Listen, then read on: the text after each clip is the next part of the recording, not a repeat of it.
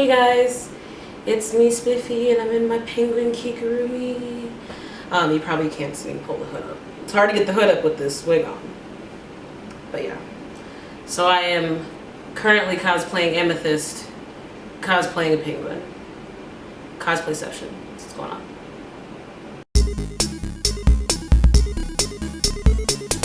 Alright, so today's video is about convention horror stories.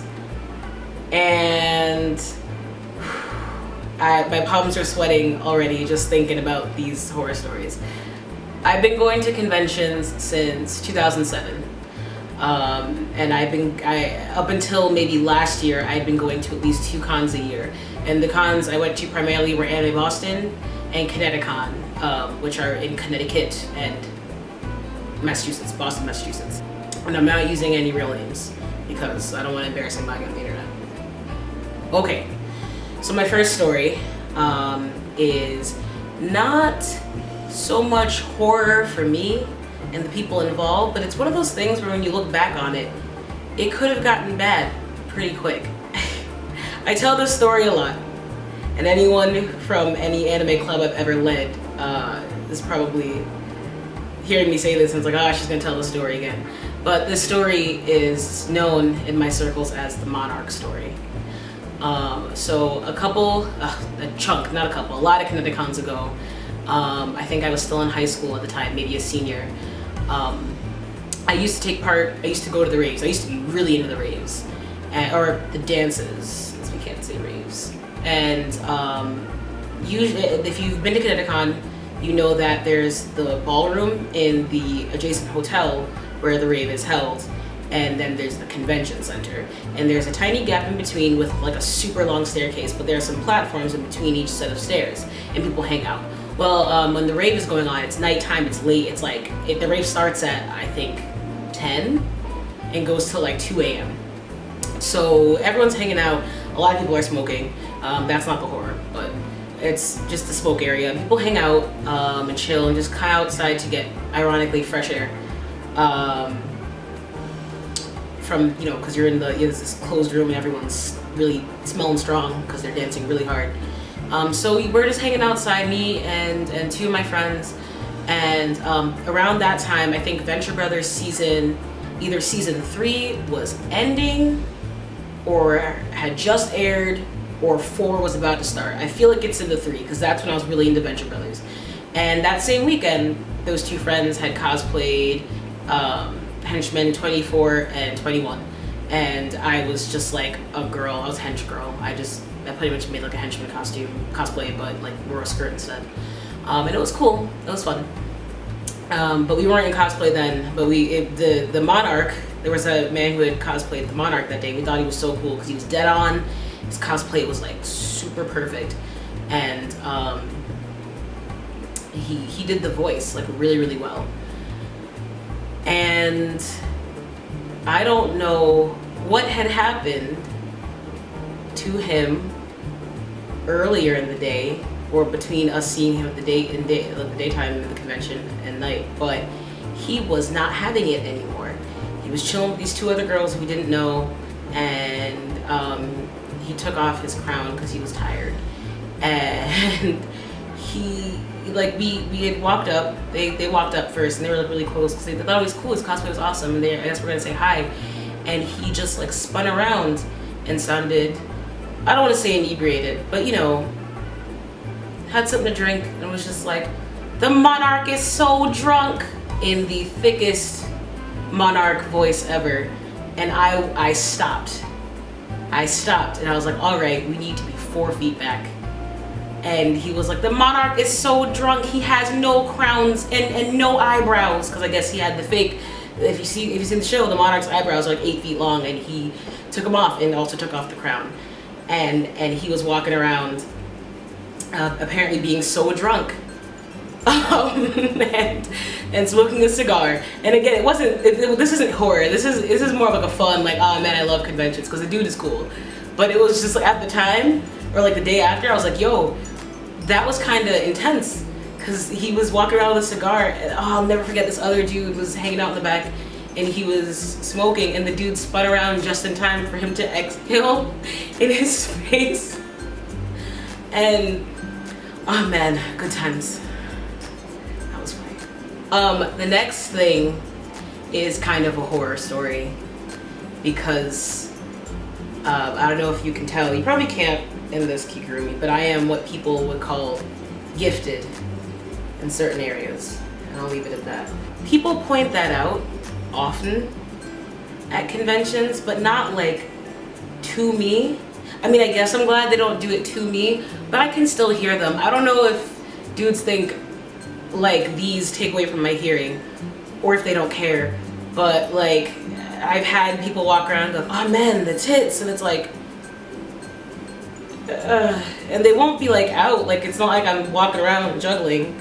This particular horror story took place at ConnectiCon also. I'm not giving ConnectiCon a bad rap. That's another thing. I don't even think I'm trying to call it trashy. Like, weird people go everywhere. But I was getting food in the food court and waiting for a friend, and we were gonna look for somewhere to sit. And like all in a line, these boys walked up, like seemingly about to throw their trash out, but they passed by, and like every time they'd kind of give a little pause in front of me and be like, big tits, and throw out their tray. And then another one would walk her over, you know, big tits, and another one, big tits, with that kind of like carnival fanfare voice. And I was like, okay. Just kind of like, I didn't say anything. Woo! Drop the cup. But yeah, I didn't say anything. I didn't want to be weird. I didn't want to cause trouble or be awkward, or I don't know. I should have said something. People said that, but like, it was just weird. And later that night, when I was going back to the hotel with friends from the rave, one of the dudes was there, like in the street, like not next to the convention center, but like en route. And we were going to the hotel, and he was like open hoodie, no shirt, sagging pants. He looked like a Backstreet Boy.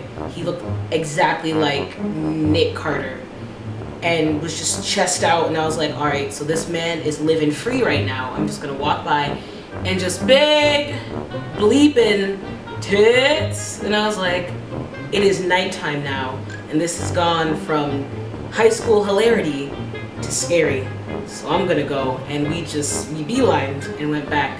So if you're watching this, creepy man, you're a creep. Another story, oh gosh, this is about one of my friends who was young at the time. I met this friend through her big brother, and I literally met her when she was 12. She was, I know the jokes are, I'm 12 and what is this? She was actually 12, and what the heck was this? This took place again at ConnectiCon. It was on Sunday though, and everyone was, you know, hanging out. If you've never been to a convention, or at least ConnectiCon, Sundays are usually chill, because it's like it's the end, and people are really just coming in to buy things and laugh about stuff and maybe get autographs. Like, it's not as intense as like Friday or Saturday. And that friend was cosplaying Cooking Mama, and I heard Cooking Mama cosplay was so cute. She was so cute and so small. She was either like 12 or 13 when this happened. And we were like going to the bathroom, and you know, everyone's really lax, and there was like a little cuddle puddle of people, and then two people in particular were very cuddly, if you catch my drift. And we were walking, and like he just like ripped his mouth off of the girl he was with, and like kind of pawed his hand down, was like, "Cooking Mama," in that voice. Like it was weird. And she just stopped and was like deer in the headlights, and I was just like, to the bathroom with you. Like, I just squared her shoulders and was like, to the restroom, and I will follow you, because this man is creepy. And the funny thing about this dude is I have seen him at least 6 times since that happened, at every other convention, whether it be ConnectiCon or any Boston. I see him in passing, and every time I saw him, I was like, that's the Cooking Mama kid. And I just want to be like, oh, you terrified my friend. But the more time passes on, you know, he's not gonna remember. The sad thing is, he'd probably be like, which friend? What Cooking Mama? Which year? What place? Which hallway? because he seems like he does that often. And I mean, if you're watching this, Cookie Mama Kid, and you do remember, my friend, you're a creep. So this story isn't so much about people being weird as it is like, know what you're cosplaying when you're cosplaying it. Like, plan your cosplays not just according to the time of year, but to the location and like the temperature, excuse me, and the weather where you're going, because you'll end up like me. A long time ago, I think it was maybe somewhere probably after 2008, after that definitely, but before 2013, somewhere in there, Valve cosplay was really huge. Valve being like Portal, Left 4 Dead, Team Fortress 2, Half-Life, things like that, or mainly those games. But yeah, those cosplays were like up there. Everyone was doing it. It was really fun, and I cosplayed the Hunter. That was probably my first like semi-serious cosplay. Serious as in like I took the time to do it and researched it and like actually tried to do it. And I was not thinking about the weather, and it was very hot that April in Boston. And to make matters worse, there was a Valve photo shoot outside in the courtyard area, if you remember that, or how that used to look if you went to NA Boston. And it was so hot. The sun was like, to put it into perspective, I had two friends cosplay the witch, and one of them like threw up because she didn't feel well because of how hot it was afterward. She was just tired. More so me, I had a hoodie duct taped to my body and sweatpants duct taped to my body, and I was just like, this is what hell feels like. This is what hell feels like. And I nearly puked.